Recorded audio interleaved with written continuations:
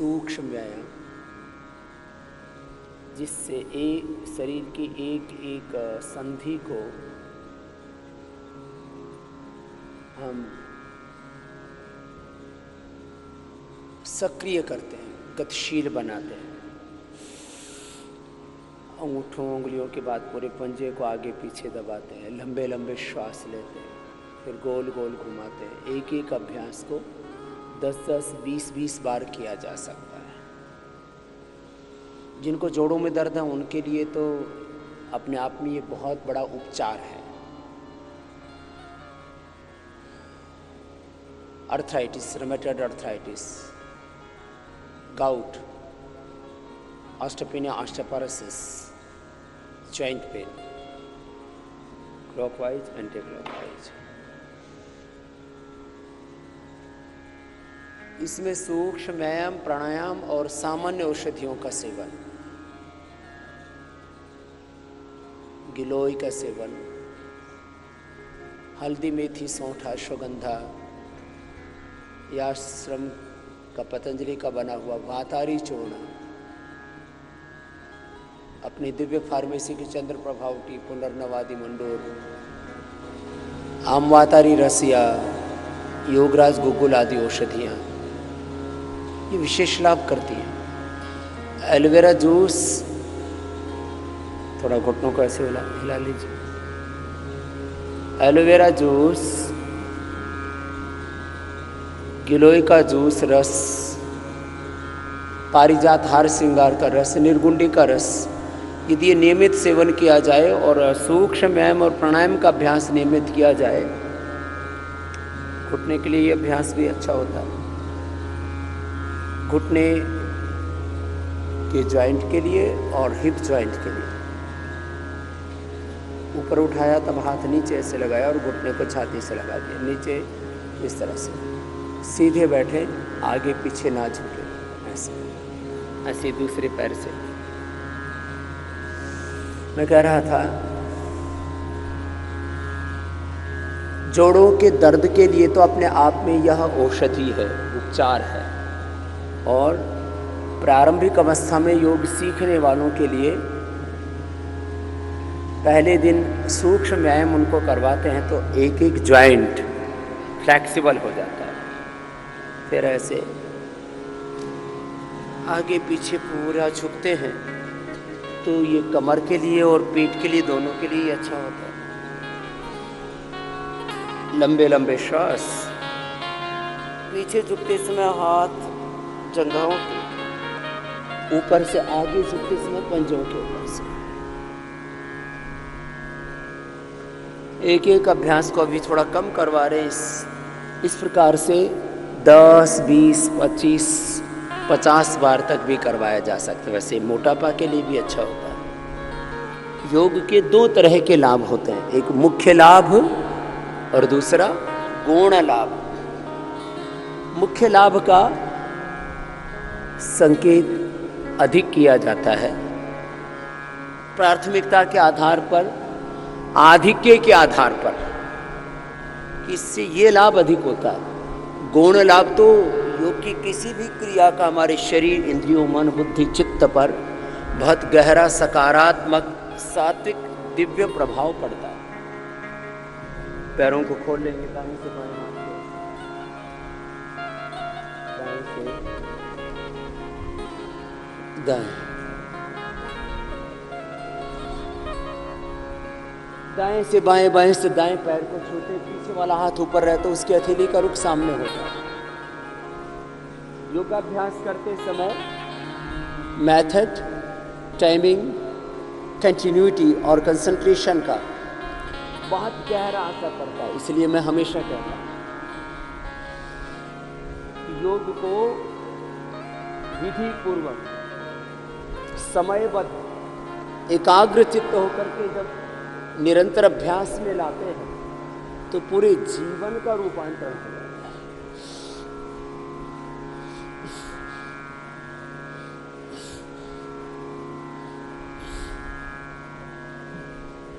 दोनों पैरों को तलवों से मिला लेते हैं।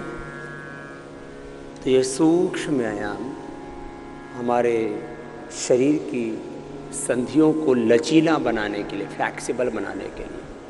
संधियों के अंदर अक्सर बॉडी की टॉक्सिन्स, ऑक्सीडेंट्स, नेगेटिव एनर्जी वहाँ पर जमा हो जाती है। जैसे जोड़ों के दर्द होने पर यूरिक एसिड बढ़ता है, ESR बढ़ता है, ESO पॉजिटिव हो जाता है, माने कुछ चीज़ें बढ़ने लगती हैं। शरीर के कुछ ऐसे पैरामीटर्स हैं जो बढ़ते हैं तो दर्द होता है। तो दर्द को बढ़ाने वाले जितने भी तत्व हैं वो जोड़ों के अंदर संग्रहित हो जाते हैं।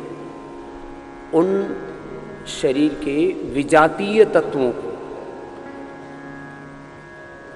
शरीर से बाहर निकालने के लिए सूक्ष्म व्यायाम और प्राणायाम, ये दो सबसे बड़े माध्यम। दोनों हाथ सामने खोल लेंगे और हर उम्र के व्यक्ति इनको कर सकते हैं। दोनों हाथ सामने, कंधों के समानांतर हाथ, हाथों में छाती जितना फासला। पहले अंगुलियों अंगूठों को ऐसे मोड़ा, सीधा किया, लंबे लंबे श्वासों के साथ।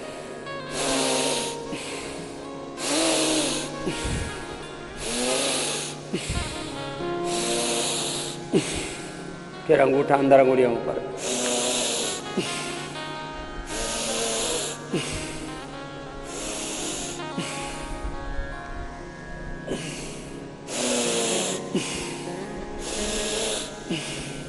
फिर अंगूठा अंदर, अंगुलियां ऊपर, मुट्ठियां बंद ऐसे और गोल घुमाते हैं। हाथों को मिला लेते हैं।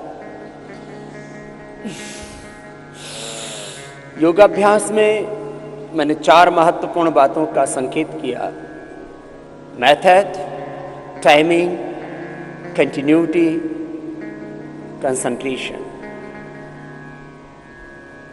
मेथड, टाइमिंग, कंसंट्रेशन और कंटिन्यूटी का प्रभाव ये पड़ता है कि जब हम विधि पूर्वक जितना समय जिस अभ्यास को देना है, जैसे सूक्ष्म व्यायाम के संदर्भ में मैंने संकेत किया कि 10-20 बार से लेकर के विशेष परिस्थितियों में 25-50 बार भी इनका अभ्यास किया जा सकता है। ये टाइमिंग हो गया। ऐसे आसनों का भी टाइमिंग है। आधा मिनट से लेकर के 1 से 2 मिनट, ये सामान्य दोनों हाथ पार्श्व भागों में आसनों का समय है। विशेष परिस्थितियों में एक एक आसन को 1-2 मिनट से लेके 5 मिनट तक भी किया जा सकता है। ऐसे अब ऐसे ढीले ढीले हाथों से नहीं, ऐसे नहीं। जब कर रहे हो तो तरीके से, ये सही तरीका, सही विधि।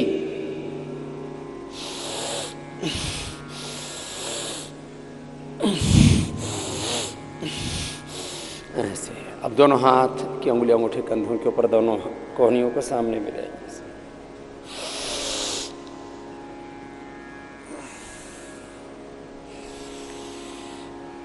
गर्दन सीधी। मैं विधि, समय, एकाग्रता और निरंतरता के संदर्भ में कुछ संकेत कर रहा हूं। विधि, एक तो शरीर की स्थिति, किस आसन को, किस व्यायाम को, किस प्राणायाम को, किस मुद्रा को करते समय हमारे शरीर की स्थिति, मेरुदंड की स्थिति, गर्दन की स्थिति, हाथों पैरों की स्थिति, फिर विपरीत दिशा से। विधि के संदर्भ में कोई भी आसन प्रारंभ करते हैं तो पहले दाईं ओर से प्रारंभ करते हैं, फिर बाईं ओर से। जैसे ये अभ्यास है तो दोनों हाथों से एक ही साथ हो रहा है, तो जो एक साथ ही कोई अभ्यास हो रहा है तो दोनों हाथों से, दोनों पैरों से कोई एक साथ ही होगा। जब आसन चाहे वह गोमुखासन हो, गरुड़ासन हो, वृक्षासन हो, जब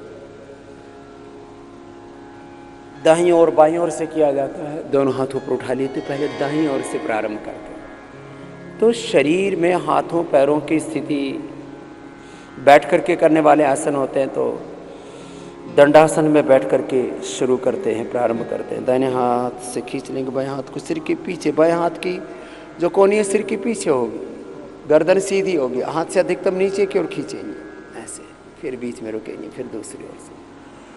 बैठ के करने वाले आसन दंडासन से प्रारंभ करते हैं। सीधे लेट के करने वाले आसन शवासन की स्थिति में सीधे लेट करके हाथों के हथेलियां जमीन की ओर रख करके पैरों को तान करके रखते हैं। दंडासन हो, शवासन हो या विपरीत पेट के बल लेट करके, तो भी पैर तने हुए, तो एक विशेष स्थिति से उनको प्रारंभ किया जाता है आसनों को। तो शरीर की स्थिति के साथ साथ महत्वपूर्ण होता है फिर मन की स्थिति, चित्त की सहजता, एकाग्रता, प्रसन्नता। सहजता, एकाग्रता और प्रसन्नता ये यद्यपि एक ही अभिप्राय को कहने वाले शब्द हैं, चित्त की 5 अवस्थाएं होती हैं, क्षिप्त, मूढ़, विक्षिप्त, एकाग्र, निरुद्ध। तो योग चाहे एकांत में हम करें या योगी भीड़ के बीच में रहे, दोनों हाथ की अंगुलियों को इंटरलॉक कर लीजिए, सिर के पीछे बांध लीजिए, हाथों से सिर की ओर, सिर से हाथों की ओर एक दूसरे के विपरीत दबाव दें। योगी का चित्त एकाग्र होना चाहिए, और जो एकाग्र चित्त होता है वो प्रसन्न चित्त होता है, उसका चित्त सहज होता है, समता में होता है। इसी को योग कहा। योग चित्त वृत्ति निरोधा तदा दृष्टो स्वरूपे अवस्थान। समत्वम योग उच्यते, योग कर्मसु कौशलम, योगो भवति दुःखः, योगो ही प्रभवाप्यय। दोनों हाथ नीचे, फिर दाहिना हाथ उठाएंगे। अब जैसे सूक्ष्म में अब दाएं हाथ से कर रहे हैं पहले, फिर बाएं से करेंगे। कोई भी अभ्यास दाईं ओर से प्रारंभ करते हैं। हाथ से सिर की ओर, सिर से हाथ की ओर एक दूसरे के विपरीत दबाव देते हैं।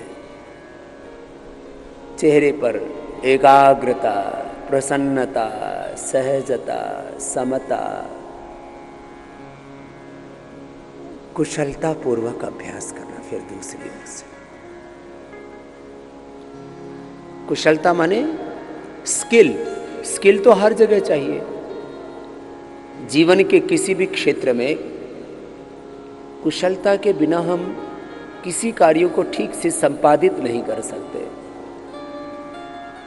और कुशलता तभी होगी, दोनों हाथों के अंगुलियों को इंटरलॉक कर लेते हैं, फिर सिर के सामने, माथे के सामने रखते हैं। एकाग्रता, प्रसन्नता, सहजता, कुशलता पूर्वक किया हुआ योग हमें पूर्ण लाभ देता है। दोनों हाथों को घुटनों के ऊपर रख लेंगे और ऐसे हाथों के कंधों को घुमाएंगे। विधि में शरीर की स्थिति, मन की स्थिति, आंखों की स्थिति। आंखें जब सीखते हैं तो खोल करके रखते हैं, और प्रैक्टिस के बाद जब परफेक्शन आ जाता है, एक्सीलेंस आ जाता है, कुशलता आ जाती है, तो फिर आंखें बंद करके भी अभ्यास किए जा सकते हैं। जैसे अभी तो आंखें खोल के कर रहे हैं, अब जब निरंतर करने का अभ्यास हो जाता है, हमारे अभ्यासों में निपुणता आ जाती है, तब हम आंखें खोल के भी कर सकते हैं, बंद करके कर सकते हैं, जैसी इच्छा।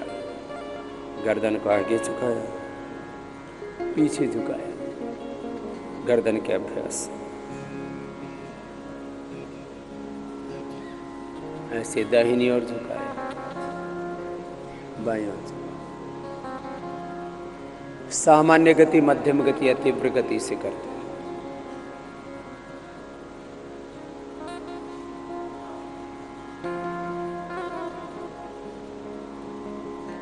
पहले आगे पीछे झुकाया, फिर दाएं बाएं झुकाया। अब दाहिनी ओर घुमाएंगे, दाहिनी ओर ऐसे घुमाया गर्दन को, कंधे के ऊपर आ जाती है हमारी ठोड़ी, फिर बीच में रुक जाते हैं, फिर दूसरी ओर से।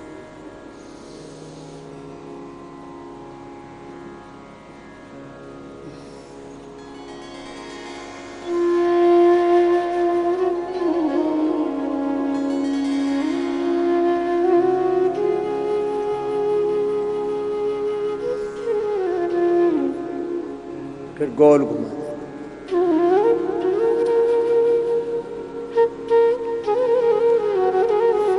विधि में ही सावधानी होती है।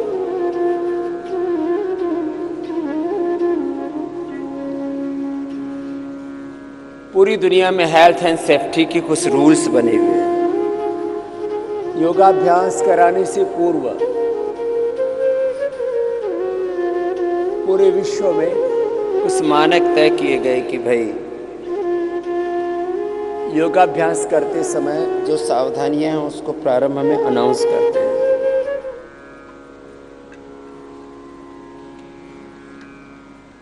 कि कमर में दर्द है तो आगे नहीं झुकना, हर्निया है तो पीछे नहीं झुकना, हार्ट हाई बीपी की प्रॉब्लम है, बहुत कमजोरी है तो कोई भी अभ्यास को अधिक बलपूर्वक नहीं करना। गर्भवती महिलाओं को कोई भी कठिन आसन नहीं करना, सूक्ष्म अभ्यास। आंखों का सूक्ष्म हम कर लेते हैं, नीचे की ओर, दाईं ओर, ऊपर की ओर, बाईं ओर, ऐसे पूरी गोलाई में आंखों को घुमा लेते हैं। ये देखने में बहुत हल्का अभ्यास लग रहा है, लेकिन इसकी विशेष भूमिका हो जाती है जब आँखों का कोई रोग होता है। फिर ऐसे बाईं ओर से ब्लड के सर्कुलेशन को अच्छा करने के लिए आँखों में रक्त प्रवाह, ऊर्जा का प्रवाह ठीक रहे, इसमें अनुलोम विलोम प्राणायाम और नाड़ी चिकित्सा के अंतर्गत मर्म चिकित्सा या एक्यूप्रेशर जिसको हम कहते हैं, ये विदेशी शब्द है, चाइना से हमने लिया है, उसकी भी विशेष भूमिका होती है। सूक्ष्म व्यायाम आँखों का अनुलोम विलोम प्राणायाम, ये पहली और दूसरी उंगली के बीच में, इसको मर्म चिकित्सा बोलो या नाड़ी चिकित्सा बोलो या एक्यूप्रेशर बोलो, इसका बड़ा योगदान है। फिर आंवला किसी न किसी रूप में प्रयोग करा देते, दृष्टि आई ड्रॉप डाला देते, आंखें ठीक हो जाती है। तो मैं विधि का संकेत कर रहा था, विधि के साथ फिर समय। सूक्ष्म व्यायाम मैंने कहा 10-20 बार से लेकर 25-50 बार विशेष परिस्थितियों में, कोई भी आसन आधा मिनट से लेकर के 1-2 मिनट, और विशेष परिस्थितियों में 5 मिनट आसन।